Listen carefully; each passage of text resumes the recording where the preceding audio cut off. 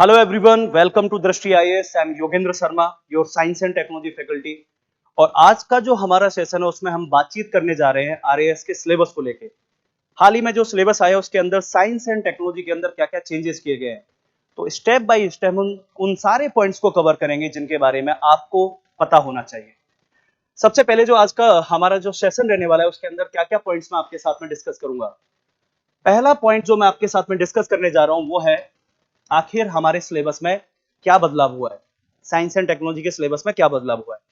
Then मैं उसके बाद आपसे बात करूंगा about the scheme of examination, यानी कि परीक्षा में अब जो क्वेश्चंस का पैटर्न रहेगा वो पहले से बदला है या फिर वही है, उसके बारे में बातचीत की जाएगी। और साथ ही में दृष्टि आईएएस के अंदर जो आरएएस के बैच स्टार्ट हो रहे हैं उसके बारे में भी मैं आपको इंफॉर्मेशन दूंगा। तो चलिए स्टेप बाय स्टेप हम सारी चीजों को कवर करते हैं, बने रहिए साथ में। सबसे पहला पॉइंट, अगर मैं आरएएस के प्रीलिम्स एग्जामिनेशन की बात करता हूं तो देखिए आरएएस के प्रीलिम्स के सिलेबस को हम कई हिस्सों में तोड़ लेते हैं। सिस्टमेटिक तरीके से हम उसे सिलेबस को 3 से 4 हिस्सों में तोड़ने जा रहे हैं। सबसे पहला अगर हम उसके पार्ट की बात करें तो आप जब सिलेबस को देखेंगे, इंग्लिश और हिंदी दोनों को मैंने साथ में रखा हुआ है, ध्यान से देखिए क्या लिखा हुआ है। बेसिक्स ऑफ एवरीडे साइंस, दैनिक जीवन में विज्ञान के मूलभूत तत्व। पिछली बार के सिलेबस में भी यही था और इस बार के सिलेबस में भी यही है। इससे क्या समझ में आता है कि बेसिक फिजिक्स, केमिस्ट्री और बायोलॉजी के अंदर कुछ भी चेंज नहीं हुआ। यानी जो बेसिक पहले पूछे जाते थे आपसे वही आज भी हैं, कोई खास बदलाव नहीं है, उसके अंदर कोई बदलाव नहीं किया गया। यानी हमारी जो दैनिक जीवन की विज्ञान है, जो डे टू डे की आपकी साइंस है, जो भी आपके आसपास हो रहा है फिजिक्स, केमिस्ट्री और बायोलॉजी के अंदर, उन सबके टॉपिक को वैसा का वैसा ही रखा गया है। उसके बाद आते हैं हम दूसरे टॉपिक के ऊपर जो कि बेसिक्स के अंदर ही आता है, जहां पर लिखा हुआ है कंप्यूटर, सूचना एवं संचार प्रौद्योगिकी, यानी कि computers, information and communication technology. इसके अंदर भी कुछ नया नहीं ऐड किया गया है, एज इट इज। इसके अंदर अभी हाल फिलहाल में जो भी रिसेंट डेवलपमेंट हमें देखने को मिल रहे हैं उससे रिलेटेड क्वेश्चंस देखने को पहले भी मिले हैं और अभी भी वैसा ही होगा। वो दौर तो चला गया जब आपसे बहुत ही बेसिक चीजें पूछी जाती थी। आजकल आपसे पूछा जाता है इंफॉर्मेशन एंड कम्युनिकेशन टेक्नोलॉजी के बारे में, जैसे कि आईओटी के ऊपर क्वेश्चन बन गया, एआई के ऊपर क्वेश्चन बन गया। तो वैसी ही चीजें इस बार भी रहने वाली हैं, तो इसके अंदर उन्होंने कोई भी बदलाव नहीं किया है। अब हम आते हैं सेकंड पार्ट की तरफ। सेकंड पार्ट को मैंने जो नाम दिया है वो दिया है defence technology and space technology. तो मैं ओल्ड सिलेबस हिंदी और इंग्लिश और नया सिलेबस जो है हिंदी और इंग्लिश उसको साथ में रखने जा रहा हूं, जो कुछ इस तरीके से। अगर मैं ओल्ड सिलेबस और न्यू सिलेबस दोनों को साथ में रखता हूं तो आपको क्या देखने को मिलेगा। यहां लिखा हुआ है defence technology, space technology and satellite, और कुछ अलग से नहीं ऐड किया हुआ। यानी कि रक्षा प्रौद्योगिकी, अंतरिक्ष प्रौद्योगिकी एवं उपग्रह, और कुछ अलग से नहीं है। लेकिन जैसे ही हम नए सिलेबस को देख रहे हैं, जो न्यू सिलेबस है उसके अंदर आप देखिए क्या है, defence and space technology with special reference to India, रक्षा एवं अंतरिक्ष प्रौद्योगिकी भारत के विशेष संदर्भ, इसके ऊपर जोर डाल दिया, with special reference to the India.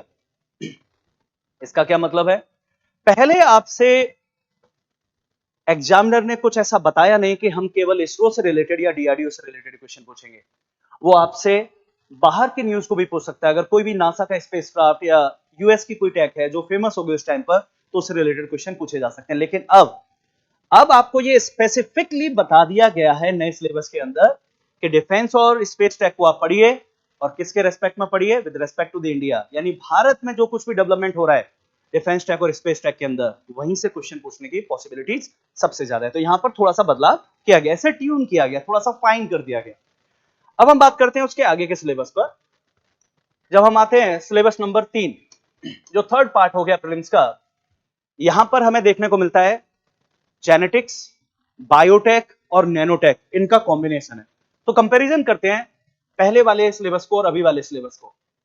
पहले सिलेबस कुछ इस तरीके से था, nano technology, biotechnology and genetic engineering, यानी कि नैनो प्रौद्योगिकी, जैव प्रौद्योगिकी एवं आनुवंशिक अभियांत्रिकी, और कुछ नहीं लिखा हुआ है। अभी भी अगर आप यहां से देखें, biotech, nanotech and genetic engineering, ये तीनों टॉपिक वैसे के वैसे ही रखे हुए हैं। लेकिन एक टॉपिक है जिसे अलग से विशिष्ट रूप से आपके सामने रख दिया, और वो टॉपिक क्या है, इनहेरिटेंस एंड वेरिएशन, यानी कि वंशागति एवं विभिन्नता। किस तरीके से पेरेंट्स से बच्चों के अंदर जीन्स ट्रांसफर होते हैं, किस तरीके से वो जीन अपने साथ कुछ समानताएं लेके आते हैं और कुछ विविधता भी उनके अंदर हमें देखने को मिलती है। पर्यावरण की वजह से, एनवायरनमेंट की वजह से जीन के अंदर हमें जो चेंजेस देखने को मिलते हैं, विकास के इस क्रम के अंदर हमारे जीनों के अंदर जो बदलाव हुए हैं, उन सारे पॉइंट को हमने देखा कि नए पाठ्यक्रम के अंदर अलग से ऐड किया गया, जो पहले अलग से नहीं था। पहले आप देखिए पुराने वाले सिलेबस में कहीं नहीं लिखा हुआ इनहेरिटेंस एंड वेरिएशन, यानी कि वंशागति एवं विभिन्नता के बारे में, लेकिन यहां पर इसको अलग से ऐड कर दिया गया। तो इस बार के प्री के अंदर हमें इस पर्टिकुलर टॉपिक के ऊपर विशेष ध्यान देना होगा, क्योंकि यहां से क्वेश्चन भी बन सकता है। उसके बाद आते हैं हम पॉइंट नंबर 4। पॉइंट नंबर 4 को हम रख सकते हैं health and diseases. Health and diseases वाला जो टॉपिक है, यानी कि स्वास्थ्य एवं रोग, उसके अंदर देखते हैं, कंपैरिजन करते हैं पिछली बार के पेपर को, पिछली बार के सिलेबस को इस बार के सिलेबस से। तो देखिए पिछली बार food and nutrition, blood group and RH factor, health care, infections, non infectious and zoonotic diseases, यानी आहार एवं पोषण, रक्त समूह, आरएच कारक, स्वास्थ्य देखभाल, संक्रामक असंक्रामक रोग, पशुजन्य रोग, ये सारे पॉइंट रखे हुए हैं। अभी अगर मैं नए वाले सिलेबस को देखता हूं तो वापस से मुझे क्या देखने को मिल रहा है? ह्यूमन हेल्थ केयर, मानव स्वास्थ्य देखभाल, फूड एंड न्यूट्रिशन, आहार एवं पोषण वहीं के वहीं है, डिजीज एंड पब्लिक हेल्थ ये भी रखा हुआ है। लेकिन इसके अंदर क्या मिसिंग दिखाई दे रहा है आपको? आप दोनों सिलेबस को कंपेयर कीजिए, ओल्ड और न्यू वाले को, तो आपको यहां पर blood group and RH factor ये आपको दिखाई नहीं दे रहा है। ब्लड ग्रुप वाला जो पॉइंट है, जो टॉपिक है, वो यहां पर मिसिंग दिखाई दे रहा है नए सिलेबस के अंदर। नया सिलेबस आपको सीधा सीधा बता रहा है कि ह्यूमन हेल्थ केयर क्या है, मानव का जो स्वास्थ्य है उसकी देखभाल कैसे की जाती है, पोषण का और आहार का यानी फूड और न्यूट्रिशन का क्या रोल है उसके अंदर, और क्या बीमारियां हैं जो हमारे आसपास हमें देखने को मिलती हैं, जो मानव के स्वास्थ्य है यानी कि हेल्थ केयर में प्रॉब्लम खड़ी करती हैं, और उसको लेके क्या क्या प्रोग्राम्स चलाए जा रहे हैं। पहले क्या था, ज्यादा फोकस था डिजीजेस के बारे में पता होना चाहिए। अब आपको फोकस कहां पर दिखाई दे रहा है? गवर्नमेंट ऑफ राजस्थान और गवर्नमेंट ऑफ इंडिया के हेल्थ प्रोग्राम्स, कि वो कौन सी डिजीजेज हैं जिनके लिए हेल्थ प्रोग्राम चलता है, चाहे वो वैक्सीन का हो, मिशन इंद्रधनुष के अंदर कौन कौन सी वैक्सीन हैं, किस रोग के लिए यानी किस डिजीज के लिए उनका यूजेस किया जाता है, वहां ज्यादा फोकस करना पड़ेगा। ठीक है ना? तो थोड़ा सा अप्लाइड बना दिया इसे। अगर इन दोनों को अगर चेक किया जाए तो क्या हमें समझ में आया, क्या डिफरेंसेज है दोनों के अंदर? जो हमें डिफरेंसेस देखने को मिला वो क्या हुआ, ब्लड ग्रुप और आरएस फैक्टर को हटा दिया, पहले था और अभी नहीं है। इसके अलावा हमें देखने को मिल रहा है ज्यादा फोकस किया गया है प्रोग्राम्स के ऊपर, कि कौन से कार्यक्रम चलाए जा रहे हैं ह्यूमन हेल्थ को लेके, तो थोड़ा इसके ऊपर ज्यादा फोकस करेंगे। यानी कि अब प्रीलिम्स के अंदर आपको पॉलिसी वाला जो सेक्शन है हेल्थ केयर में, उस पर ज्यादा फोकस करना पड़ेगा। वजह कि आप बीमारियों के बारे में बहुत ज्यादा ध्यान दें, लेकिन बीमारियों से संबंधित जो कार्यक्रम चल रहे हैं राजस्थान में और इंडिया में, उन पर हमें ज्यादा ध्यान देना है। ठीक है ना? चलिए, अब उसके बाद हमने डिस्कस कर लिया पॉइंट नंबर 4 को। Now we are going to discuss about the point number 5। जो पांचवा पॉइंट बनेगा जो हमारे सिलेबस का, वो है एनवायरमेंटल स्टडीज एंड बायोडायवर्सिटी। अगर मैं कंपैरिजन करता हूं नए और पुराने सिलेबस को, तो क्या देखने को मिलेगा? Old syllabus and new syllabus. Old syllabus में environmental and ecological changes and their impact, biodiversity, conservation of natural resources and sustainable development, पर्यावरणीय एवं पारिस्थितिकीय परिवर्तन, उसके प्रभाव, जैव विविधता, आपके प्राकृतिक संसाधनों का संरक्षण कैसे किया जाता है, और संधारणीय जो विकास है, सस्टेनेबल डेवलपमेंट, ये सारे पॉइंट है। एज इट इज आपको यहां देखने को मिल रहा है। एक एनवायरमेंटल एंड इकोलॉजिकल चेंजेस है, बायोडायवर्सिटी है, कंजर्वेशन है, नेचुरल रिसोर्सेज है, सस्टेनेबल डेवलपमेंट है। यहां कोई बदलाव नहीं किया गया, लेकिन कहां बदलाव किया गया? अगर आप इस सेक्शन को देखें तो यहां क्या लिखा हुआ है? Ecological and environmental changes and their impact assessment. यानी कि यहां पर जो भी इकोलॉजी और एनवायरमेंट के अंदर चेंज होने वाला है, कोई भी नया प्रोजेक्ट आने वाला है, तो उस प्रोजेक्ट का क्या प्रभाव है, उसका मूल्यांकन। यानी कि कुल मिला के अगर बात की जाए तो यहां पर EIA, एनवायरमेंट इंपैक्ट असेसमेंट, उस वाले पर्टिकुलर टॉपिक को इनडायरेक्टली जोड़ दिया गया। यानी वही पुराने वाला सिलेबस है, लेकिन इस बार उसमें पुराने सिलेबस में क्या ऐड कर दिया कि जब भी इकोलॉजी के अंदर यानी इकोलॉजिकल जोन के अंदर या एनवायरमेंट के अंदर कोई भी नया प्रोजेक्ट आता है, तो उसका एक असेसमेंट होता है, जैसे सेंट्रल गवर्नमेंट और स्टेट गवर्नमेंट देखती हैं। तो उसके बारे में भी आपको पता होना चाहिए इंस्टीट्यूशन के लेवल पर कि वो क्या स्टेप्स है और किस तरीके से उन प्रोजेक्ट्स का, जो भी नए प्रोजेक्ट्स आने वाले हैं, उनका मूल्यांकन कैसे किया जाता है और क्या उनका प्रभाव पड़ता है, उन सब के बारे में भी हमें एक आइडिया होना चाहिए। इसका मतलब यहां पर हमें कुछ खास ज्यादा चेंज देखने को नहीं मिला। जो डिफरेंस देखने को मिला है वो केवल क्या देखने को मिला है पहले से ज्यादा विश्लेषण वाला आपको माइंडसेट चाहिए, पहले से ज्यादा आपको एनालिटिकल माइंडसेट और इवोल्यूशन वाला माइंडसेट चाहिए। केवल इवेल्युएट कीजिए और एनालाइज कीजिए, यानी कि विश्लेषण कीजिए, उसका मूल्यांकन कीजिए, इन तथ्यों के ऊपर ज्यादा ध्यान देना पड़ेगा। मतलब ऐसे नहीं कि एकदम याद कर लिया, मतलब सोचिए ऐसा क्यों किया गया है। क्या आप सोच सकते हैं कि उन्होंने ये ऐसा क्यों किया? अगर आपको ध्यान आ रहा है, अभी अरावली वाला जो मुद्दा है वो अचानक से बहुत उठ गया। अरावली वाला जो मुद्दा है, वो अरावली वाला मुद्दा न्यूज में लगातार बना रहा। तो पुराने वाले सिलेबस के अंदर तो केवल क्या था, एनवायरमेंट एंड इकोलॉजी, उसके बारे में पता होना चाहिए, और आपको बायोडायवर्सिटी के बारे में और कैसे आप उसको संरक्षण देने वाले हैं, और संधारणीय यानी सस्टेनेबल डेवलपमेंट क्या है। लेकिन चूंकि ये अरावली का मुद्दा पूरे इंडिया के अंदर गर्मा गया, और अरावली के क्षेत्र में अगर कोई प्रोजेक्ट आने वाला है तो आपको पता होना चाहिए फिर उसका एनवायरमेंट इंपैक्ट असेसमेंट कैसे किया जाता है, कौन सी वो प्रक्रियाएं हैं जिनका प्रयोग होता है।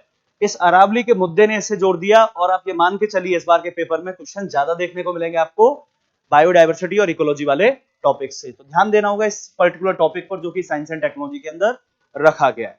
ठीक है, चलिए पॉइंट नंबर 6 के बारे में बात करते हैं। पॉइंट नंबर 6 प्रीलिम्स के अंदर Rajasthan specific science and technology.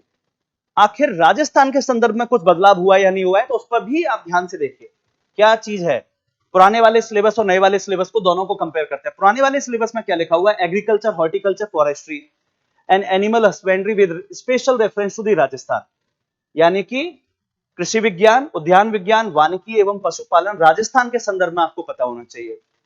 अगला वाला हो गया development of science and technology with special reference to the Rajasthan, तो यानी कि एग्रीकल्चर, फॉरेस्ट्री, एनिमल हस्बेंड्री, ये सब राजस्थान के लिए आपको पता होना चाहिए, और राजस्थान में किस तरीके से साइंस एंड टेक्नोलॉजी डेवलप हुई है उसके बारे में भी आपको आइडिया होना चाहिए। अब क्या बदलाव किया गया इसके अंदर, या एज इट इज रखा गया है, उस पर बात करते हैं। जब हम नए सिलेबस को देखते हैं, नए सिलेबस को देखिए, agriculture, horticulture, forestry, animal husbandry with special reference to the Rajasthan, कुछ भी नहीं बदला, वो पॉइंट वैसा का वैसा ही है। की government programs and policy related to science and technology in Rajasthan and India, ये नया ऐड कर दिया। यानी भारत के अंदर साइंस एंड टेक्नोलॉजी को डेवलप करने के लिए कौन सी पॉलिसी चलती है, भारत के अंदर जो साइंस टेक्नोलॉजी इनोवेशन वाली जो पॉलिसीज है 2020 और उससे पहले वाली, क्या उनके बारे में आपको पता है या नहीं पता। राजस्थान के अंदर जो पॉलिसी जो प्रोग्राम है राजस्थान में विज्ञान प्रौद्योगिकी को डेवलप करने के लिए, क्या वो आपको पता है या नहीं पता। तो इसका मतलब ये भी पहले से कैसा हो गया, थोड़ा सा एनालिटिक हो गया। आपको समझ में आना चाहिए क्या वो पॉलिसी है, क्या वो प्रोग्राम है जिनका हमें पहले और अभी यूज देखने को मिल रहा है, जिसकी वजह से पूरे देश के अंदर और राज्य के अंदर साइंस एंड टेक्नोलॉजी का डेवलपमेंट हमें देखने को मिला। तो ये वाला पॉइंट खास करके ऐड किया गया है, प्रोग्राम एंड पॉलिसी, यानी संबंधित भारत और राजस्थान में विज्ञान प्रौद्योगिकी से संबंधित प्रमुख सरकारी कार्यक्रम एवं नीतियां, तो इसके ऊपर हमें थोड़ा ज्यादा ध्यान देना पड़ेगा, जो कि टॉपिक नया ऐड किया। अब आते हैं टॉपिक नंबर 7। तो डिफरेंसेस तो आपको समझ में आ गया कि जो 6वें नंबर का टॉपिक था उसमें क्या ध्यान दिया जा रहा है, ज्यादातर पुराने सिलेबस के कंपैरिजन में नए वाले सिलेबस में क्या किया गया है, भारत और राजस्थान के संदर्भ में नीतियों और कार्यक्रमों के ऊपर हमें ध्यान देना होगा। अब हम पॉइंट नंबर 7 की तरफ बढ़ रहे हैं। Point number 7, recent development and indigenisation, यानी अभी हाल ही में जो भी साइंस एंड टेक्नोलॉजी में चल रहा है, और इंडिजनाइजेशन का मतलब होता है स्वदेशीकरण, इससे संबंधित कुछ बातों को ध्यान से देखते हैं कि इसमें क्या चेंजेस हुआ है। तो देखिए पहले तो कुछ ऐसा था ही नहीं, ये जो पॉइंट नंबर 7 में आपके साथ में डिस्कस कर रहा हूं, ये पुराने वाले सिलेबस में तो था ही नहीं। नए सिलेबस में इसमें कुछ पॉइंट्स को ऐड किया गया है। नए सिलेबस में क्या लिखा हुआ है, recent scientific and technological advancement, यानी अभी जो अभिनव वैज्ञानिक एवं प्रौद्योगिकी प्रगति है उसके बारे में आपको पता होना चाहिए। अभी हाल ही में क्या चल रहा है, इंफॉर्मेशन कम्युनिकेशन टेक्नोलॉजी में क्या चल रहा है हाल ही में, वो कौन सी नई टेक्नोलॉजी जो हमें हर दिन सुनने को मिलती हैं, जैसे कि AI, machine learning, big data, cloud computing, edge computing, quantum computing, RFID, NFC, ये सारी चीजें जिनकी वजह से हमारा हर दिन हमारे जीवन के अंदर कन्वीनियंस हमें देखने को मिलता है। फास्ट टैग पर आप जाते हैं, टोल अचानक से ओपन हो जाता है, आप यानी पहले जो आपका टाइम लगता था टोल पर, वो सारा टाइम कम होने लग गया। तो इस तरीके की टेक्नोलॉजी जो हमारी डे टू डे की लाइफ में हमारी लाइफ को आसान बना रही है, उन सब के बारे में आपको आइडिया होना चाहिए। इस पर्टिकुलर टॉपिक को ऐड किया गया, यानी मैं ये कह सकता हूं इस बार के सिलेबस में टेक्नोलॉजी के ऊपर विशेष ध्यान दिया गया। पिछली बार ये टॉपिक ही नहीं था, recent scientific and technological advancement, current affair का सीधा सीधा प्रभाव रह गया इसके ऊपर। इसके ऊपर सीधा सीधा इंपैक्ट किसका देखने को मिलेगा आपको, करंट अफेयर्स का सीधा इंपैक्ट देखने को मिलेगा आपको इस पर्टिकुलर टॉपिक पे। इसके बाद अगला जो टॉपिक है वो ध्यान से देखिए, contribution of Indian in science and technology. UPSC mains में ये टॉपिक हमें देखने को मिलता है, वहां से ये टॉपिक उठाया कि भारतीय वैज्ञानिकों का क्या योगदान है, विज्ञान एवं प्रौद्योगिकी में भारतीय वैज्ञानिकों का क्या योगदान है, विज्ञान एवं प्रौद्योगिकी का स्वदेशीकरण क्या होता है, indigenisation of science and technology, इन सब का मतलब क्या है। नई कोई टेक्नोलॉजी बन रही है एनवायरमेंट को लेके, एनर्जी को लेके, डिफेंस को लेके, सैटेलाइट को लेके, इंफॉर्मेशन कम्युनिकेशन टेक्नोलॉजी को लेके, नैनोटेक को लेके, तो क्या है वो नई टेक्नोलॉजी और इंडिया के साइंटिस्ट का क्या कंट्रीब्यूशन है। प्राचीन समय यानी एंशिएंट टाइम से लेके अभी मॉडर्न टाइम तक हमारे पास कई सारे ऐसे साइंटिस्ट हैं जिनका कंट्रीब्यूशन है, जिसकी वजह से पूरी विज्ञान और प्रौद्योगिकी डेवलप हुई है भारत में भी, और उसका इंपैक्ट ग्लोबल लेवल पर देखने को मिलता है। तो ये टॉपिक बिल्कुल नए ऐड किए गए, तो आप ये मान के चलिए इन टॉपिकों से सीधा सीधा आपको क्या मिलने वाला है, ये सब जो नए टॉपिक है वहां से आपको क्वेश्चंस मिलने वाले हैं आपके एग्जाम के अंदर। तो जिस तरीके से हम क्लासों को हम स्टार्ट करने जा रहे हैं, तो आपके लिए अगला जो इंफॉर्मेशन है काफी क्रूशियल है। 28 जनवरी से आरएएस के बैच स्टार्ट होने जा रहे हैं, और इन बैचेज में जो नया सिलेबस है, जो नया कॉन्सेप्ट ऐड किया गया है, जो नए टेक्नोलॉजी को जो इन्होंने वेटेज बढ़ाया है टेक का, तो आप ये मान के चलिए इन सारी चीजों को साथ में कवर किया जाएगा। कन्वेंशनल तरीके से नहीं, अभी मॉडर्न तरीके से, जिस तरीके से चीजें बदल रही हैं उन सभी पहलुओं पर, उन सभी साइट्स के ऊपर ध्यान दिया जाएगा आपके बैच के अंदर। अब बात करते हैं मेंस के अंदर क्या क्या चेंजेस देखने को मिले। तो देखिए प्रीलिम्स के अंदर अगर मैं इसे समराइज करूं, अगर मैं इसे 1 से 2 लाइन के अंदर बोलूं तो सीधा बोला जा सकता है, टेक्नोलॉजी, पॉलिसी और प्रोग्राम, राजस्थान और इंडिया, इनके ऊपर विशेष ध्यान दिया गया है जो कि पहले नहीं था। हाँ, जनरल साइंस के बारे में कुछ खास बदलाव नहीं किए गए, लेकिन जो ऐड किया गया यानी पहले जो सिलेबस था और अभी का जो सिलेबस है उसमें कुछ घटाया नहीं गया, बस केवल एक ब्लड ग्रुप वाला टॉपिक है वो कम कर दिया है, और वो भी देखा जाए तो डे टू डे की साइंस का पार्ट बन ही जाता है बायोलॉजी का। लेकिन हाँ, बहुत कुछ ऐड जरूर किया, और वो क्या है, साइंस एंड टेक्नोलॉजी में टेक्नोलॉजी वाला पोर्शन, इंडिजिनाइजेशन वाला पोर्शन और कई सारी पॉलिसियां, उनके बारे में आपको पता होना चाहिए। अब बात करते हैं मेंस के सिलेबस में क्या हुआ। मेंस में आपको पता है कि साइंस एंड टेक्नोलॉजी पेपर 2 के अंदर है, और पेपर 2 के अंदर unit number second, unit number second की अगर मैं वेटेज की बात करूं तो वेटेज कितना है, 70 मार्क्स हमें देखने को मिलता है, वेटेज 70 मार्क्स का, यानी 70 नंबर का हमें पेपर देखने को मिलता है साइंस से। और केवल आप इसे 70 के हिसाब से मत सोचिएगा, आपका जो पेपर नंबर 4 है उसमें जो ऐसे आएगा उस ऐसे में आप देखिए एक थीम साफ साफ लिखा हुआ है। पेपर नंबर 4 के अंदर जो ऐसे आने वाला है, जो निबंध आने वाला है, उसमें साफ साफ एक थीम लिखा हुआ है, साइंस एंड टेक्नोलॉजी, तो आप वहां से भी आपके नंबर आने वाले हैं। साइंस एंड टेक्नोलॉजी के जो यूजेज है वो आपको पता है कि इंटरनेशनल रिलेशन की बात हो, वहां पे भी आपको पता है कि जो टेक्नोलॉजी में हो रहा होता है दुनिया भर में, उसके आधार पर क्या होते हैं, आईआर में हमें रिलेशन देखने को मिलते हैं। साइंस एंड टेक्नोलॉजी का सीधा सीधा रोल आपको देखने को मिलता है इकोनॉमिक डेवलपमेंट के अंदर, यानी जिस देश में जैसी साइंस एंड टेक्नोलॉजी होगी वैसा ही उस देश के अंदर आर्थिक विकास होगा। तो ये सब्जेक्ट केवल 70 नंबर के हिसाब से मत देखिए, इसका बहुत बड़ा स्कोप है। इस सब्जेक्ट की समझ से आपको इकोनॉमिक डेवलपमेंट क्या होने वाला है उस देश के अंदर वो समझ में आ जाता है। इस सब्जेक्ट की समझ से आपका निबंध पहले से बेहतर हो जाता है। इस सब्जेक्ट की समझ से आप पहले से बेहतर समझ पाते हैं अंतरराष्ट्रीय संबंधों को, और इसकी समझ से आपकी ज्योग्राफी में भी हेल्प मिलता है। ज्योग्राफी के बहुत सारे कॉन्सेप्ट में साइंस का ही टच होता है, यानी यही बेसिक फिजिक्स और ये सारी चीजें, ये सब आपको अच्छे से हेल्प करते हैं। तो सब्जेक्ट को इग्नोर नहीं करना है, सब्जेक्ट के ऊपर ध्यान देना है। तो वैसे पेपर 2 के अंदर यूनिट 2 के नाम से आता है। अगर मैं पहले वाली स्कीम की बात करूं, पहले स्कीम में उन्होंने कुछ ऐसे क्लैरिटी नहीं दी थी कि उस टाइम पर कि यूनिट 2 कितने का आएगा, यूनिट 1 कितने का या यूनिट 3, लेकिन जब आप पेपर्स को देखते हैं उससे ये क्लैरिटी मिल जाती है कि पेपर 2 की यूनिट 1 यानी एथिक्स 65 मार्क्स की, पेपर 2 यूनिट 2 यानी साइंस एंड टेक्नोलॉजी 70 मार्क्स की, और पेपर 2 की यूनिट नंबर 3 यानी जियोग्राफी एंड जियोलॉजी वो 65 मार्क्स की, ऐसे करके टोटल 200 मार्क्स का पेपर है। उसमें से हमें देखने को मिलता था साइंस के अंदर, हमें नंबर ऑफ क्वेश्चन की अगर मैं बात करूं तो इस 15 में से जो 2 मार्क के 2 मार्कर जो क्वेश्चन है उनमें से 5 क्वेश्चन हमें किसको देखने को मिल रहे थे, साइंस एंड टेक के। इस 14 में से लगभग 8 क्वेश्चन हमें साइंस एंड टेक्नोलॉजी के देखने को मिलते हैं, और इस 10 में से लगभग हमें 2 क्वेश्चन देखने को मिलते थे साइंस एंड टेक्नोलॉजी के। तो ये तो पुराना वाला था। अभी देखिए एकदम साफ कर दिया है, नई स्कीम जो है, नई योजना जो है, उसके अंदर चीजें एकदम क्लैरिटी के साथ आपके सामने रख दी है। पेपर नंबर 2, यूनिट नंबर 2 यानी कि साइंस एंड टेक्नोलॉजी, सीधा सीधा 14 क्वेश्चन आने वाले हैं, 5 नंबर का हर क्वेश्चन होगा।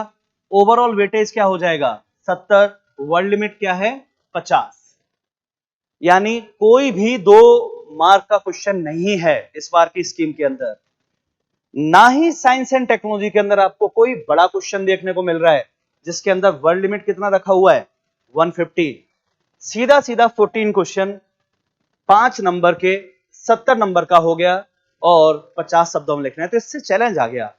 इसका मतलब मेंस का जो सिलेबस है उसको देख के ये समझ में आता है कि जब आपसे बड़ा क्वेश्चन नहीं पूछा जाएगा और बहुत सारे छोटे क्वेश्चन पूछे जाएंगे तो इसका मतलब कवरेज आपको बहुत करनी है और बात को समझ के कम शब्दों में लिखना है। तो यहां बहुत मेहनत होगी किस चीज के अंदर कि हमें प्रैक्टिस करना होगा। क्लासेस के अंदर इस तरीके से हमें प्रैक्टिस करना होगा कि हम अपनी बात को, चाहे एआई का एप्लीकेशन हो या कोई भी नई पॉलिसी आई है, उसको हम बता पाए 50 से 60 शब्दों के अंदर। और इसका मतलब जो भी पढ़ रहे हैं उसके बहुत डिटेल में नहीं चले जाना है, उसमें खो नहीं जाना है, उसमें पीएचडी नहीं करने लग जानी है। जो भी है उससे समझिए और अपने शब्दों में लेके आना है। उसके ऊपर हम क्लासेस में क्या प्रैक्टिस करेंगे कि कैसे किसी भी एक बड़े टॉपिक को अपने अंदर माइंड के अंदर मैपिंग की जा सकती है और उसके केवल की पॉइंट्स को उठाया जा सकता है।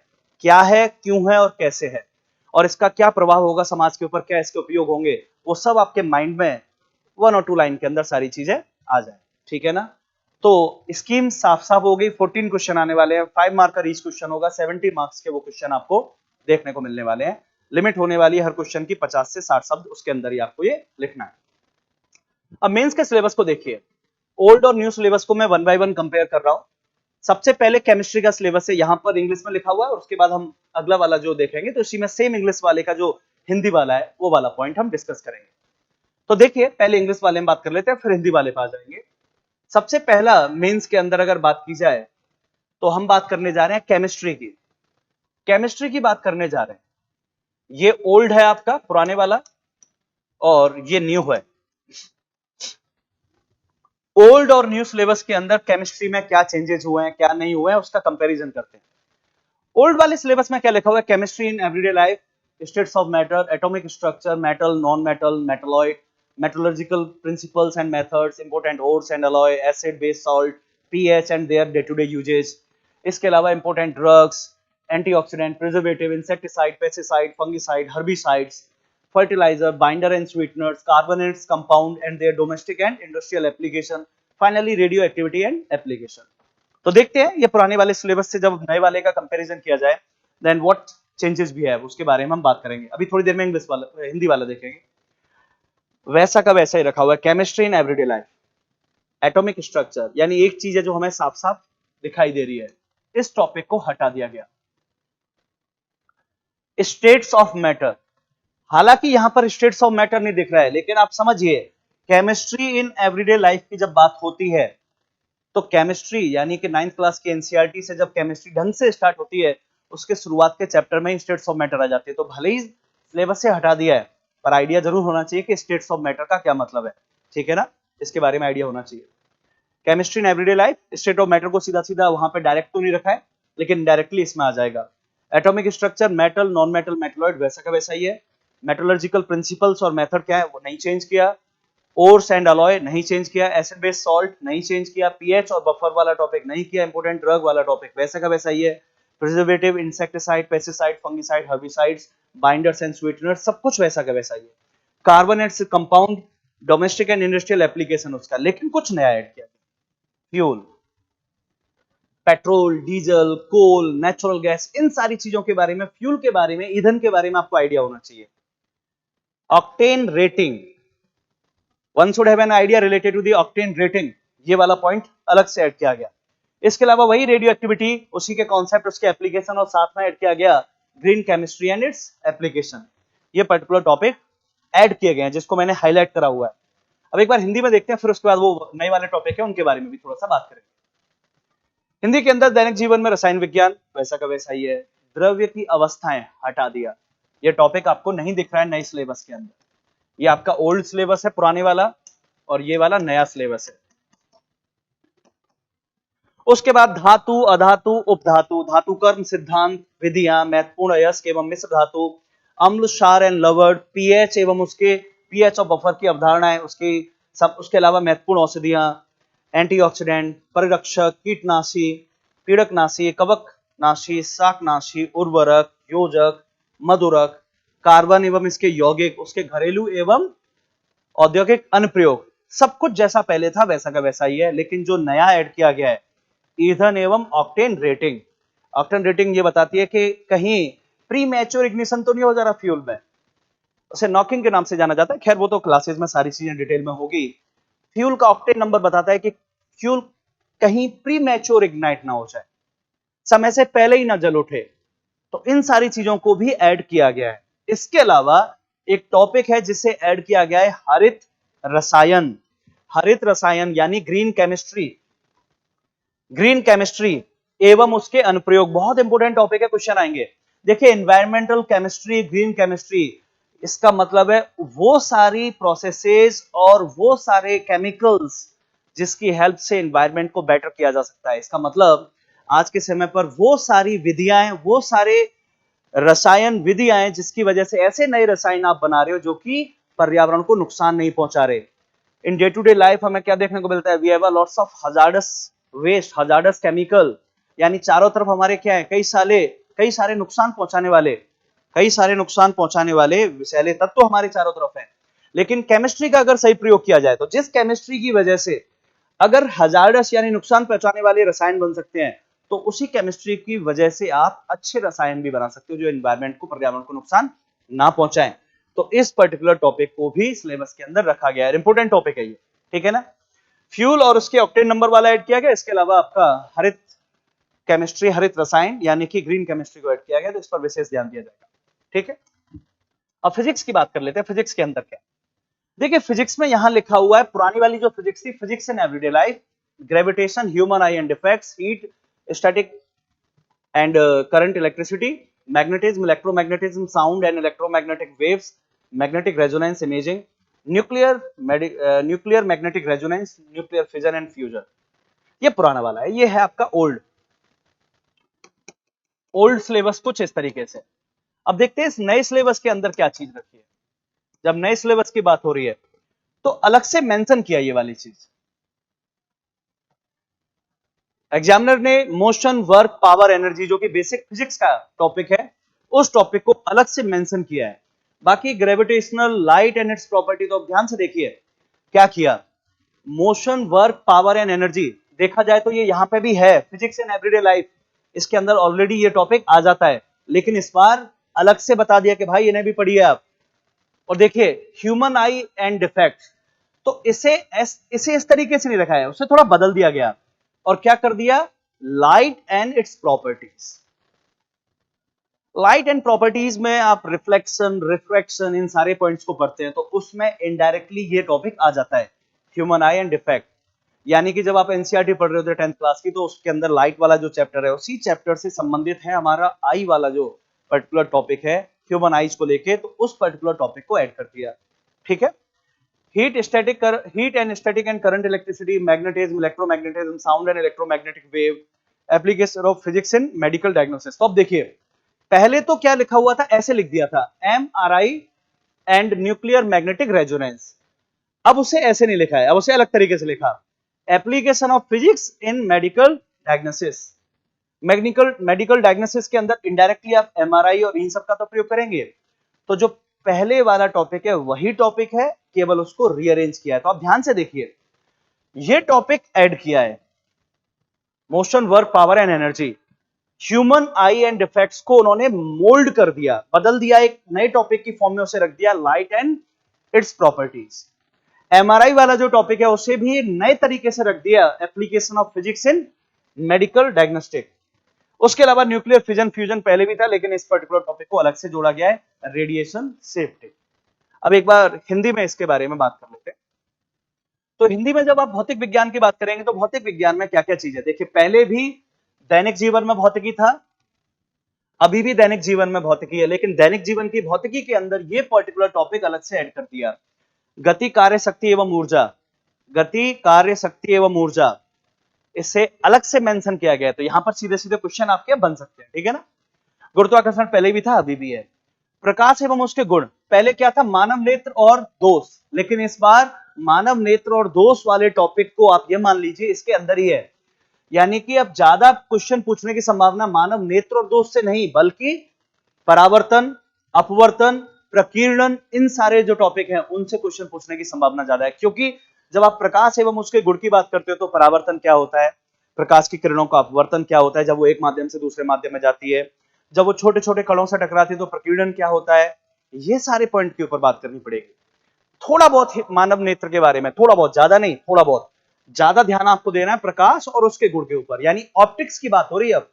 अब एग्जामिनर ने साफ साफ बोल दिया कि मैं ऑप्टिक्स के बारे में आपसे क्वेश्चन पूछूंगा, ठीक है। इसके अलावा स्थैतिक एवं धारा वैद्युतिकी वैसा ही है, चुंबकत्व तो वैसा ही है, वैद्युत चुंबकत्व तो वहीं की वहीं है, ध्वनि और विद्युत चुंबकीय तरंगें वैसा ही है। चिकित्सीय निदान में भौतिक के अनुप्रयोग, यानी जो पहले चुंबकीय अनुनाद इमेजिंग और नाभिकीय चुंबकीय अनुनाद जो टॉपिक था उसको अच्छे तरीके से लिख दिया गया। अच्छे तरीके से लिखने का मतलब चिकित्सीय निदान यानी बीमारियों की पहचान के अंदर भौतिकी के अनुप्रयोग क्या है, तो आपको इनडायरेक्टली ये पढ़ना है। ये इसके अलावा और भी बहुत कुछ पढ़ना है। अब आपको एक्सरे के बारे में भी पता होना चाहिए, एमआरआई के अलावा x ray, CT scan, EEG, ECG, ये जितनी भी प्रौद्योगिकी हैं जिनका प्रयोग किया जाता है चिकित्सीय निदान यानी कि मेडिकल डायग्नोस्टिक के अंदर, उनके बारे में आपको पता होना चाहिए, ठीक है ना। इलेक्ट्रोमैग्नेटिक वेव से ही जुड़ के ये टॉपिक बनता है और एक अच्छा टॉपिक है जो आपके एग्जाम में साफ साफ लिखा गया है। नाभिकीय विखंडन और संलयन पहले भी था और अभी भी है। विकिरण सुरक्षा अलग से ऐड किया गया है।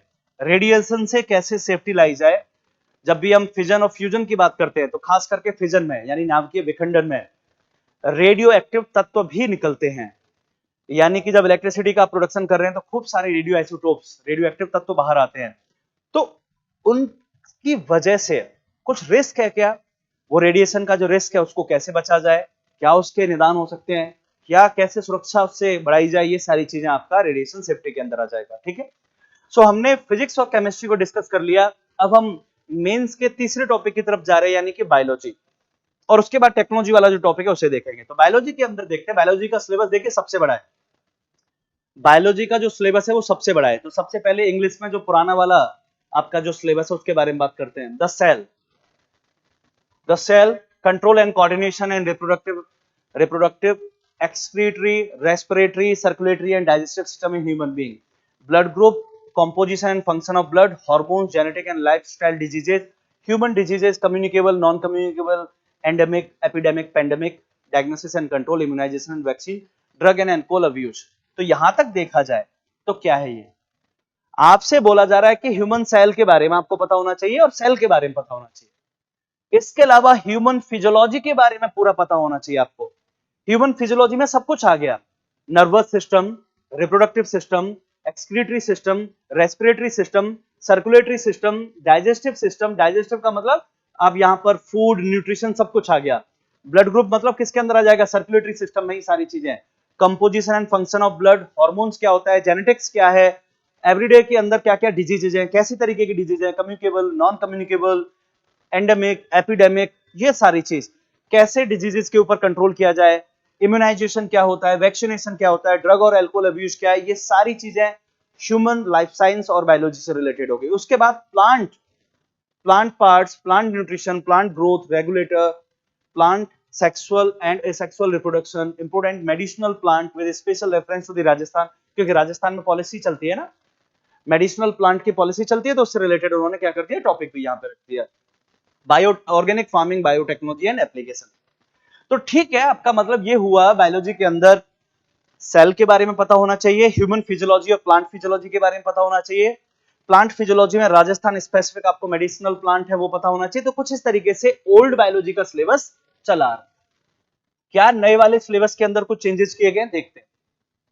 देखिए नए सिलेबस में क्या किया इन्होंने, ध्यान से देखा जाए तो पहले तो प्लांट फिजियोलॉजी वाला जो टॉपिक था जो नीचे रखे हुए थे पुराने वाले सिलेबस में, पहले ये वाले जो टॉपिक थे, ये जो नीचे टॉपिक रखे हुए हैं, इन टॉपिक को उठाया गया और इन्हें शिफ्ट किया गया ऊपर। यानी अभी नए वाले सिलेबस में क्या किया गया है, नए सिलेबस में जब आप देखते हैं सेल वहीं की वहीं है, यानी आपको प्लांट और एनिमल सेल यानी ओवरऑल सेल के बारे में पता होना चाहिए। उसके बाद आप आ जाइए सीधे के सीधे प्लांट फिजियोलॉजी के अंदर। प्लांट फिजियोलॉजी में what are the functions of plants, उसके अंदर टिश्यूज क्या है, प्लांट की सेल्स कैसी होती है, ये सब पता होना चाहिए। प्लांट्स के वेरियस पार्ट्स कौन से होते हैं, उनके यूजेस क्या है, रूट्स है, आपका स्टेम है, लीव्स है, इन सब के बारे में आपको आइडिया होना चाहिए, उनके क्या क्या यूजेस हैं डे टू डे लाइफ। ये हो गया। इधर देखिए आप, plant parts and their functions, इधर भी क्या रखा हुआ है, plant parts and their function, कुछ चेंज नहीं हुआ।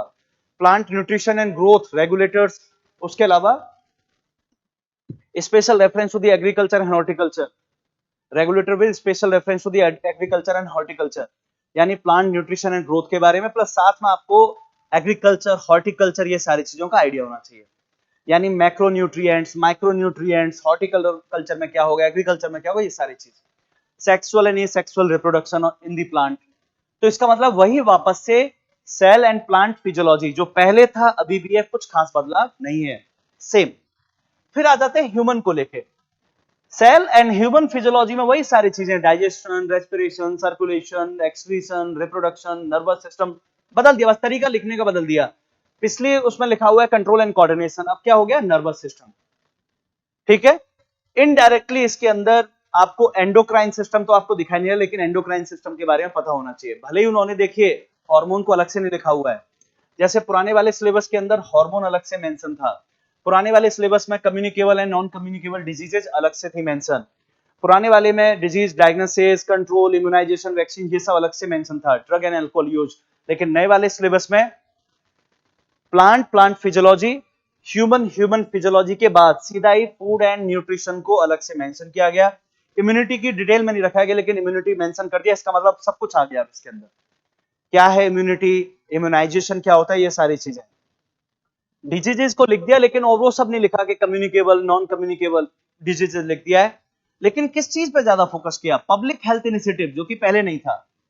यानी थोड़ा सा अप्लाइड बनाने की कोशिश की है कि डिजीजेस तो हैं, लेकिन कौन सी वो पॉलिसीज हैं जो चलती हैं राजस्थान के अंदर और इंडिया के लेवल पर, जिनसे डिजीजेस को कम किया जाए। जैसे प्री के अंदर पॉलिसी डाली गई है, वैसे मेंस के अंदर पॉलिसी एंड प्रोग्राम्स को ऐड किया गया डिजीजेस के सेक्शन में। बेनिफिट्स एंड हार्मफुल माइक्रोब्स, एक नया टॉपिक ऐड किया गया है, जो भी हाईलाइट किया गया है वो नया टॉपिक है। माइक्रोबायोलॉजी को ऐड किया गया। माइक्रोबायोलॉजी का मतलब कि जो माइक्रो ऑर्गेनिज्म है, यानी कि बैक्टीरिया, यीस्ट, कई सारी फंगी हो गई आपकी, प्रोटोजोआ हो गए, यूनिसेलुलर एल्गी हो गई, ये सब मैं इनके क्या इनके एडवांटेज हैं, क्या इनके हार्मफुल इफेक्ट्स हैं, इन सब के बारे में पता होना चाहिए। फर्मेंटेशन टेक्नोलॉजी अलग से ऐड किया गया है। उसके अलावा बायोटेक पहले भी था, अभी भी है।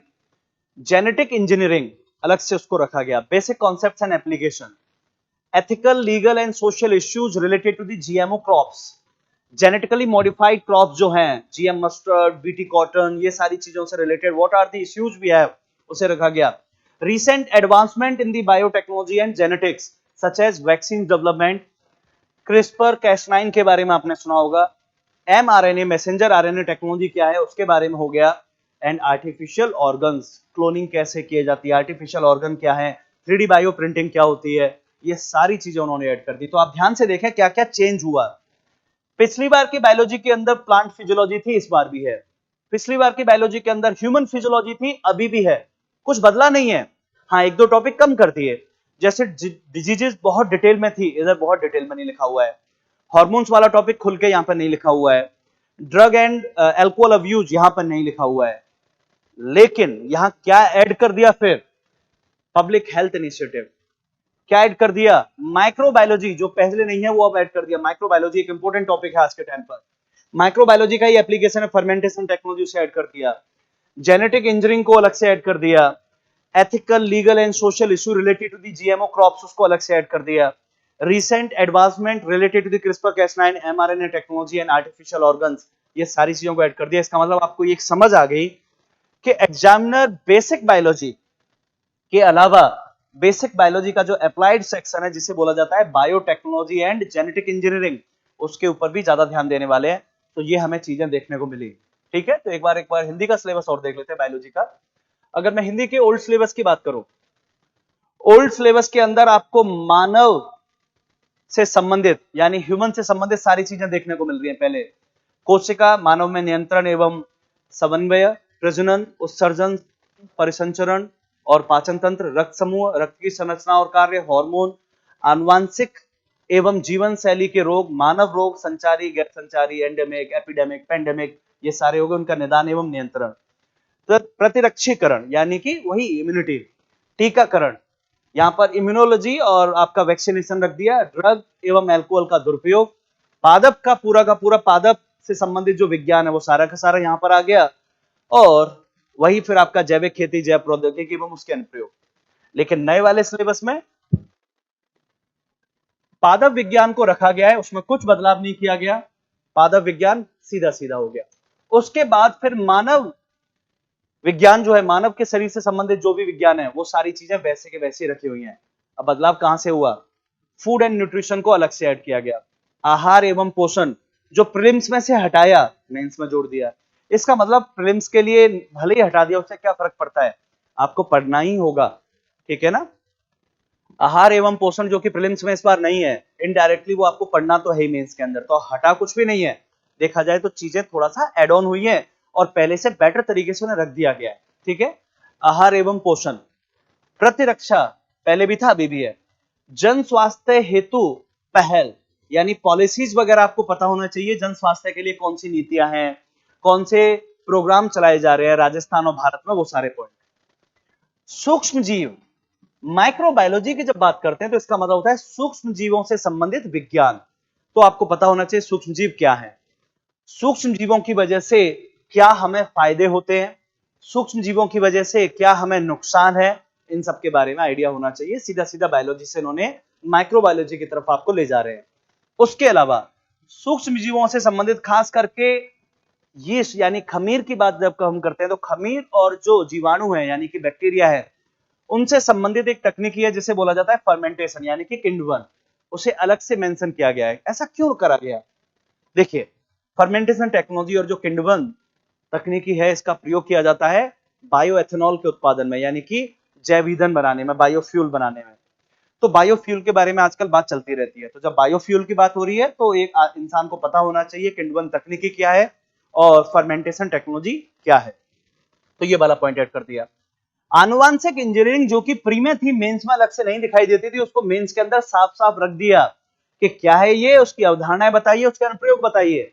और उसके अलावा बायो टेक्नोलॉजी, जैव प्रौद्योगिकी पहले भी थी अभी भी है, लेकिन जीएमओ वाला टॉपिक आराम से आपको पूरा डिटेल में करना है। क्या जीएमओ क्रॉप्स होती हैं, उन सब के बारे में बताइए, उनके नैतिक, कानूनी और सामाजिक मुद्दे क्या है उनसे संबंधित, वो आपको पता होना चाहिए। नूतन प्रौद्योगिकी या नूतन प्रगति किस वाले सेक्टर में? बायोटेक के अंदर और जेनेटिक इंजीनियरिंग यानी कि आनुवांशिक इंजीनियरिंग और जैव प्रौद्योगिकी से संबंधित कई सारी नई चीजें हैं, जैसे टीके कैसे बनाते हैं, क्रिस्पर कैस9 की मदद से जीन एडिट कैसे करते हैं, मैसेंजर आरएनए का क्या रोल होता है इंफॉर्मेशन को एक जगह से दूसरी जगह ले जाने में, और कृत्रिम अंग कैसे बनाए जाते हैं यानी बायो प्रिंटिंग क्या है, क्या होता है क्लोनिंग, ये सारी चीजें आपको पता होना चाहिए। इसका मतलब इनडायरेक्टली इस शब्द से ये समझ में आता है, ये जो शब्द आपको दिखाई दे रहा है नूतन प्रगतियां, इसका मतलब अभी हाल ही में जो सेल थेरेपी, जीन थेरेपी, ये सारे शब्द जो आ रहे हैं, CAR T cell therapy, gene therapy, stem cell therapy, ये सारी चीजें हमें करनी होंगी क्योंकि यहां से क्वेश्चन की संभावना अब हो गई, क्योंकि उन्होंने साफ साफ उसे लिख दिया। यानी इनडायरेक्टली बायोलॉजी के अंदर भी कौन से पोर्शन पर ज्यादा ध्यान दिया जा रहा है? बायोलॉजी में भी जो टेक्नोलॉजी वाला साइड है उसके ऊपर ज्यादा ध्यान दिया जा रहा है, ठीक है ना। तो सारी चीजें हम एक एक करके कवर करेंगे। अब बात करते हैं इंफॉर्मेशन कम्युनिकेशन टेक्नोलॉजी के अंदर क्या रहा।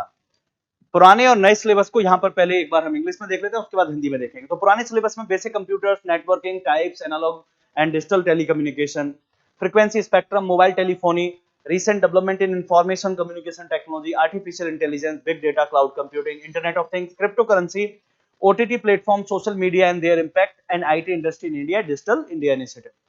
जब इसका कंपैरिजन नए वाले के साथ किया जाता है, ये वाला है नया सिलेबस आपका, ये नया सिलेबस हो गया। तो नए सिलेबस के अंदर एज इट इज कॉपी है, लेकिन सबसे पहले क्रिप्टो करेंसी वाला जो टॉपिक है वो आपका मिसिंग हो जाता है। क्रिप्टो करेंसी वाला टॉपिक यहां आपको नहीं दिखाई दे रहा है। इसके अलावा IT industries in India, digital India initiative, इसको दूसरी जगह पर पहुंचा दिया गया। यानी क्या करने की कोशिश की एग्जामिनर ने क्या कोशिश की है कि इसे तो हटाया और डिजिटल इंडिया वाला जो टॉपिक है इसे भी हटा दिया, आईटी इंडस्ट्री इन इंडिया, और डिजिटल इंडिया इनिशिएटिव को दूसरी जगह स्विच किया है। तो फिर क्या कुछ नया भी ऐड किया है? तो देखिए, बेसिक कंप्यूटर्स पहले ही था, नेटवर्किंग, एनालॉग डिजिटल कम्युनिकेशन पहले ही था, spectral analysis, mobile telephony, recent development in the information communication technology, यहां तक सब कुछ सेम है। एआई पहले भी था, अभी भी है, लेकिन मशीन लर्निंग जो पहले अलग जगह रखा हुआ था, वहां से पिक करके उसे एआई के साथ ला दिया। बिल्कुल सही है, क्योंकि machine learning is the subset of AI, तो वो साथ में ही आ गया। उसके अलावा क्लाउड कंप्यूटिंग का ही एक और एडवांस फॉर्म है, जिसे एज कंप्यूटिंग बोलते हैं, जो लेटेंसी को कम करने का काम करता है, तो एज कंप्यूटिंग को साथ में रख दिया, edge computing for computing. Internet of things वहीं की वहीं है। ब्लॉकचेन एंड डिजिटल करेंसी वाला टॉपिक डाला, जो एक अच्छी बात है, क्योंकि क्रिप्टो करेंसी, डिजिटल करेंसी, ये सारी चीजें they are running by with the help of one technology, that is blockchain technology. यानी एग्जामिनर ने ब्लॉकचेन टेक्नोलॉजी और डिजिटल करेंसी को क्या कर दिया, साथ में रख दिया। डिजिटल करेंसी का मतलब है इसमें दो तीन चीजें आ गई, एक तो central bank digital currency CBDC जो आरबीआई लेके आ रही है, और प्लस बहुत सारे देशों में चलने वाले डिजिटल एसेट्स यानी कि इनडायरेक्टली क्रिप्टो करेंसी, वो इसके अंदर हो गया। Virtual reality and augmented reality, पहले ऑगमेंटेड रियलिटी था, अलग जगह रखा हुआ था, उसको उठा के यहां पे ऐड किया। बिल्कुल सही है, क्योंकि virtual reality and augmented reality ये एआई का ही एडवांसमेंट फॉर्म है। हम ये कह सकते हैं कि एआई का एक एप्लीकेशन है, जिसे इमर्सिव टेक्नोलॉजी बोला जाता है। ओटीटी प्लेटफॉर्म सोशल मीडिया पहले भी था, अभी भी है, ठीक है। इसका मतलब क्या क्या चेंज हुआ, मशीन लर्निंग को ऐड किया गया, जो कि दूसरे सेक्शन में रखा हुआ था। एज कंप्यूटिंग को ऐड किया गया है, वर्चुअल रियलिटी को ऐड किया गया है, और दूसरे टॉपिक्स दूसरी जगह से ऑगमेंटेड रियलिटी को लाके यहां रखा गया है। ब्लॉकचेन को ऐड करके बहुत अच्छा काम किया, क्योंकि ब्लॉकचेन टेक्नोलॉजी फ्यूचर की टेक्नोलॉजी है, भविष्य में इसके बहुत सारे प्रयोग देखने को मिलेंगे, इसलिए उसे रख दिया यहां पे, ठीक है। अब एक बार हिंदी में इसको देखते हैं। हिंदी में क्या है, आधारभूत कंप्यूटर विज्ञान, वैसा का वैसा ही नए सिलेबस में भी है, यानी जो नया सिलेबस है उसके अंदर पुराने वाले और नए वाले में कुछ बदलाव नहीं। नेटवर्किंग और उसके प्रकार बिल्कुल है। एनालॉग और डिजिटल दूरसंचार, एनालॉग एवं डिजिटल दूरसंचार वो भी है। आवृत्ति स्पेक्ट्रम बिल्कुल वहां पे भी है। मोबाइल टेलीफोनी यहाँ पे है। सूचना और संचार प्रौद्योगिकी में नूतन विकास, आर्टिफिशियल इंटेलिजेंस, बिल्कुल आर्टिफिशियल इंटेलिजेंस तक है। अब उसके बाद सीधा यहां पर आता है बिग डेटा, लेकिन यहां पर क्या लिखा हुआ है, मशीन लर्निंग। तो यानी एक टॉपिक नया ऐड किया गया, वो नया नहीं है, वो ऑलरेडी है, शिफ्ट किया गया, उसे स्विच करा गया एक जगह से दूसरी जगह, मशीन लर्निंग। उसके अलावा बिग डेटा, क्लाउड कंप्यूटिंग वहीं पर है, एज कंप्यूटिंग को ऐड किया गया, तो ये नया टॉपिक ऐड किया। इंटरनेट ऑफ थिंग्स वहीं के वहीं है। ब्लॉकचेन टेक्नोलॉजी और डिजिटल करेंसी जैसे टॉपिक को ऐड किया गया है। पहले क्रिप्टो करेंसी था, अब उसे और अच्छे तरीके से लिख दिया, blockchain technology and digital currency. Virtual reality वाला टॉपिक ऐड किया गया, और ऑगमेंटेड रियलिटी वाला टॉपिक पहले भी था, लेकिन उसे नीचे से शिफ्ट करके ऊपर लाए हैं। ओटीटी प्लेटफॉर्म और सोशल मीडिया रखा गया, और क्या हटा दिया गया, भारत में आईटी उद्योग हटा दिया गया, और डिजिटल इंडिया का जो पहल है उसे दूसरी जगह स्विच कर दिया है, ठीक है। तो अब यहां से हम टेक्नोलॉजी में ही दूसरा सेक्शन देखने जा रहे हैं, ओल्ड सिलेबस का दूसरा पार्ट। ओल्ड सिलेबस में क्या था, contribution of Indian scientist in science and technology. अब देखिए, इस टॉपिक को यहां से उठा के प्री में भी ले गए, अगर आप समझ पा रहे हो, मींस वाले टॉपिक को प्री में ले गए। Science and technology advancement, robotics, machine learning, augmented reality. तो आप देख पा रहे होंगे, मशीन लर्निंग और ऑगमेंटेड रियलिटी को यहां से पिक किया और उसे कहां पहुंचा दिया, उसे पहुंचा दिया पीछे वाले सिलेबस में। नैनो टेक्नोलॉजी, आरएफआईडी, आरएफआईडी को हटा दिया है अभी आज इस वाले सिलेबस, अभी थोड़ी देर में देखेंगे RFID. Quantum computing, development of science and technology in Rajasthan, government policy related with science and technology. Space technology, Indian space programme, satellite, orbits, launcher vehicle, remote sensing. Defence technology, missiles, Indian missile programme, chemical and biological weapon. नए syllabus को जब हम देखते हैं तो क्या देख पा रहे हो आप, contribution of Indian scientists in science and technology as it is, but the new point is added, major Indian scientific institutes। Bharat के अंदर जो साइंटिफिक इंस्टीट्यूट्स हैं, जैसे कि ICAR, ICMR, DRDO, ISRO, CSIR, एक आइडिया आपको होना चाहिए कि भारत के अंदर कौन कौन सी साइंस एंड टेक्नोलॉजी की इंस्टीट्यूट हैं और वो किस किस एरिया में काम कर रही हैं। Science and technology advancement, robotics, nano technology, quantum computing. RFID हटा दिया, इसका मतलब development of science and technology in India and Rajasthan, ये नया टॉपिक ऐड कर दिया, प्री में भी ऐड किया गया है। Development of science and technology in Rajasthan and in India. आपको एक पूरा आइडिया होना चाहिए कि पिछले 70-75 साल के अंदर कैसे इंडिया में और राजस्थान के अंदर साइंस एंड टेक्नोलॉजी डेवलप हुआ है। गवर्नमेंट की policies related to the science and technology, पहले भी था, अभी भी है। अब देखिए डिजिटल इंडिया वाला जो टॉपिक था उसको यहां ले आए, क्योंकि देखा जाए तो ये इंडियन गवर्नमेंट का पॉलिसी है ना। डिजिटल इंडिया एक ऐसा प्रोग्राम है जिसकी वजह से इंफॉर्मेशन कम्युनिकेशन टेक्नोलॉजी को देश में बढ़ाया जा रहा है, तो उसको यहां रख दिया नए सिलेबस के अंदर। साइबर सिक्योरिटी और डेटा प्राइवेसी वाला टॉपिक जोड़ा है, और उसको किसके साथ रखा गया? डिजिटल इंडिया के साथ, क्योंकि एक चैलेंज ये भी होता है डिजिटल टेक्नोलॉजी का, और वो है cyber security and data privacy, तो उसे ऐड किया गया। यानी मैं ये कह सकता हूं साइबर सिक्योरिटी वाले टॉपिक को साइंस एंड टेक्नोलॉजी के अंदर विशेष महत्व दिया गया। अभी बाकी स्पेस और डिफेंस टेक्नोलॉजी के अंदर जो पहले था वो एज इट इज वैसा का वैसा ही है। Indian space programme, satellites, their application, various launcher vehicle, remote sensing, defence research, indigenous technology, वो सब कुछ आ गया। लेकिन क्या ऐड करा है? भारत के संदर्भ में आपको ज्यादा ध्यान देना है स्पेस और डिफेंस के ऊपर। Indian missile programme, drone technology, chemical and biological, तो क्या नया ऐड कर दिया? Drone technology. ड्रोन टेक्नोलॉजी पहले नहीं था लेकिन अभी इसको ऐड कर दिया गया। एक बार इसे हिंदी में देख लेते हैं। तो हिंदी में कुछ इस तरीके से, विज्ञान और प्रौद्योगिकी में भारतीय वैज्ञानिकों का योगदान। इंडियन साइंटिस्ट जो है भारतीय वैज्ञानिक, उनका क्या योगदान है? वैज्ञानिक और तकनीकी प्रगति, उसमें robotics, machine learning, augmented reality, nanotech, RFID, quantum computing, ये सब कुछ था। मशीन लर्निंग और ऑगमेंटेड रियलिटी को यहां से उठा के सिलेबस में ऊपर शिफ्ट किया गया। आरएफआईडी को पुराने सिलेबस में जो था उसको हटा दिया गया। क्वांटम कंप्यूटिंग वही है। राजस्थान में विज्ञान प्रौद्योगिकी का विकास था, अब उसको इंडिया के संदर्भ में भी आपको पढ़ना है। पहले राजस्थान में था, अब इंडिया के में भी। विज्ञान और प्रौद्योगिकी से संबंधित सरकार की नीतियां आपको राजस्थान और गवर्नमेंट ऑफ इंडिया दोनों की पता होना चाहिए। तो ये पुराने वाले में भी है, नए वाले में भी है। अंतरिक्ष प्रौद्योगिकी और रक्षा प्रौद्योगिकी के अंदर आपको अंतरिक्ष कार्यक्रम, मिसाइल कार्यक्रम, उपग्रह एवं उनकी कक्षाएं, इधर आपका रसायन एवं जैविक हथियार, विभिन्न प्रक्षेपण यान, सुदूर संवेदन, रिमोट सेंसिंग, ये सारे टॉपिक थे। नए वाला जो टॉपिक है उसमें क्या किया? भारतीय वैज्ञानिकों का योगदान बिल्कुल है। मुख्य भारतीय वैज्ञानिक संस्थान जो कि पहले नहीं था, वो सब संस्थान अब आपको पता होना चाहिए। कृषि के क्षेत्र में कौन सा संस्थान है, स्वास्थ्य के क्षेत्र में कौन सा संस्थान है, उद्योगों के लिए कौन सा संस्थान है, सीएसआईआर, उद्योगों पे काम करता है, ठीक है ना। आप वेदर की जब बात करते हैं, वेदर फोरकास्टिंग की, यानी मौसम के बारे में क्या कोई विभाग है या कोई इंस्टीट्यूट है? बिल्कुल आईएमडी है, उसके बारे में पता होना चाहिए। डिफेंस में कौन सा है? डीआरडीओ, पता है आपको।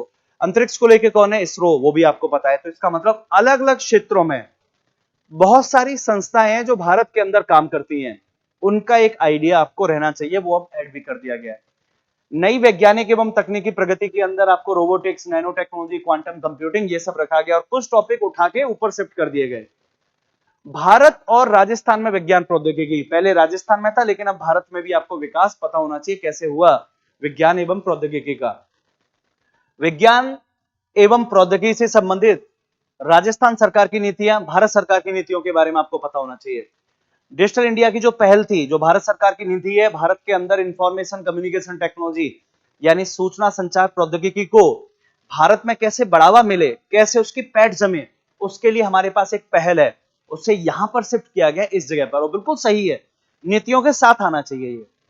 अब अगर ये आएगा तो इसके साथ कुछ दिक्कत भी आएगी, साइबर सुरक्षा वाली, तो वो भी साथ में रखा गया है। अंतरिक्ष एवं रक्षा प्रौद्योगिकी के अंदर कोई बदलाव नहीं किया गया, उसको वैसे ही रखा गया है। बस कर क्या दिया? रक्षा वाले में आपको स्वदेशी के ऊपर थोड़ा ज्यादा ध्यान देना पड़ेगा, सेम अंतरिक्ष वाले में भी स्वदेशी पर ध्यान दीजिए।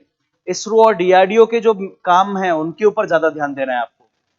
मिसाइल कार्यक्रम पहले भी थे, अभी भी हैं, लेकिन ऑपरेशन सिंदूर के बाद भारत पाकिस्तान में जो संघर्ष हुआ था लास्ट ईयर मई के अंदर, उसकी वजह से ड्रोन टेक्नोलॉजी, कितने प्रकार के ड्रोन होते हैं, भारत के पास कौन से ड्रोन है, और किस ड्रोन का प्रयोग किस में किया जाता है, और ड्रोन के क्या क्या किस तरीके से सुरक्षा आपको प्रदान कर सकते हैं, निगरानी में कैसे हेल्प कर सकते हैं, वो सबका आइडिया होना चाहिए। रासायनिक और जैविक हथियार पहले भी था और अभी भी है। इसका मतलब अगर इसे समराइज किया जाए, कि मेंस के सिलेबस में क्या हुआ, तो मेंस के सिलेबस के अंदर अगर मैं केमिस्ट्री की बात करूं, इसे मैं समराइज करता हूं, तो केमिस्ट्री के अंदर हरित रसायन यानी ग्रीन केमिस्ट्री को अलग से ऐड किया गया, जो कि विशेष टॉपिक है। फिजिक्स के अंदर ऑप्टिक्स को ऐड किया गया, जो कि पहले एकदम साफ साफ नहीं था, ऑप्टिक्स अब आपको साफ दिखता है। क्लासिकल मैकेनिक्स यानी जो यांत्रिकी है आपकी पारंपरिक, जो आपकी चिरसम्मत यांत्रिकी है, उसे अलग से मेंशन किया गया है, उसे ऐड कर दिया। यानी फिजिक्स और केमिस्ट्री के अंदर कुछ कुछ बदलाव हुए। बायोलॉजी में सेक्शन में तो खास बदलाव नहीं हुआ, लेकिन बायोलॉजी के जो अनुप्रयोग है, यानी कि जैव प्रौद्योगिकी यानी कि बायोटेक्नोलॉजी और जेनेटिक इंजीनियरिंग यानी कि आनुवांशिक अभियांत्रिकी, जो आपकी अभियांत्रिकी है, उसके अंदर कुछ ज्यादा ही फोकस किया गया है। उसमें जो रिसेंट में बदलाव हुए हैं, रिसेंट के अंदर जो भी टेक्नोलॉजियां चल रही हैं, उनको ज्यादा ध्यान से देखना पड़ेगा। Gene therapy, stem cell therapy, gene editing, messenger RNA, micro RNA, ये सारी चीजें क्या हैं, कैसे काम करती हैं, ये सब पता होना चाहिए। यानी कि बायोटेक और जेनेटिक इंजीनियरिंग के अंदर थोड़ा ज्यादा ध्यान देना पड़ेगा। टेक्नोलॉजी की जब बात की जाए तो टेक्नोलॉजी के अंदर वैसा ही है, कुछ खास नहीं बदला, कुछ टॉपिक हटा दिए, जैसे क्रिप्टो करेंसी, उसको वहां से हटा दिया, आरएफआईडी वाला जो टॉपिक है उसे हटा दिया, लेकिन रीअरेंजमेंट किया है। सो टेक्नोलॉजी में जो information communication technology, space technology, defence technology, इन सब में रीअरेंजमेंट किया है, यानी टॉपिक को एक जगह से दूसरी जगह लाके और उसे ठीक कर दिया। कुछ कुछ चीजें ऐड की गई, जैसे कि ब्लॉकचेन, उसे ऐड किया गया है। ब्लॉकचेन अब आपके लिए सामने अलग से है, एज कंप्यूटिंग अलग से रखी हुई है, वर्चुअल रियलिटी अलग से उसको रख दिया, और भारत की संस्थानें और भारत के वैज्ञानिकों पर विशेष ध्यान दिया गया है, भारत की नीतियों पर विशेष ध्यान दिया गया है, और स्वदेशीकरण के ऊपर बहुत सारी बातें ऐड की गई हैं। तो इन सारे पॉइंट्स को आगे आने वाली क्लासेस में हम अपने यहाँ पे कवर करने जा रहे हैं, और क्लासेस की जो शुरुआत होने जा रही है वो होने जा रही है 28 जनवरी से। तो आप गिवन नंबर पे कांटेक्ट कर सकते हैं, वेबसाइट्स के थ्रू कांटेक्ट कर सकते हैं, और इस पर्टिकुलर इस बैच का फायदा उठा सकते हैं। ठीक है, तो इसी के साथ मैंने आपके साथ में राजस्थान जो प्रीलिम्स है, राजस्थान का मेंस का सिलेबस है, राजस्थान का जो एग्जाम होने वाला है मेंस का, उसकी स्कीम है, उन सारे पॉइंट्स को कवर किया। आप सभी का वेलकम है। If you have any doubt, अपनी क्वेरीज को आप लिख सकते हैं। Take care, bye bye. अब एग्जाम की तैयारी को और बेहतर करने के लिए हमारे चैनल को लाइक, शेयर और सब्सक्राइब करना ना भूलें।